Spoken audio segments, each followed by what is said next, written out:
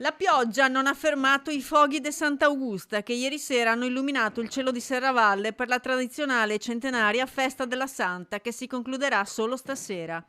Anticipati di un'ora per permetterne lo svolgimento, i fuochi hanno richiamato causa maltempo un po' meno folla del solito. Molti hanno infatti preferito restare a casa a goderseli all'asciutto su Tenda TV che ha trasmesso le immagini della festa.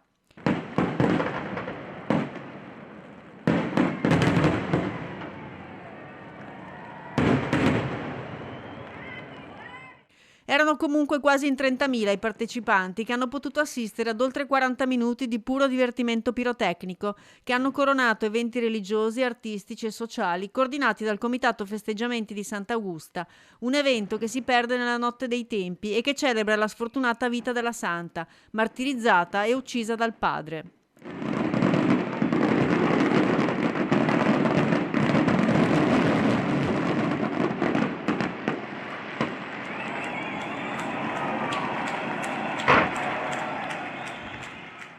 La festa, iniziata il 17 agosto, ha registrato il pienone ovunque, nei musei, che nella circostanza erano aperti gratuitamente, nel Duomo di Serravalle per la devozione a Sant'Augusta, dove è stata anche esposta l'urna con le sue spoglie mortali.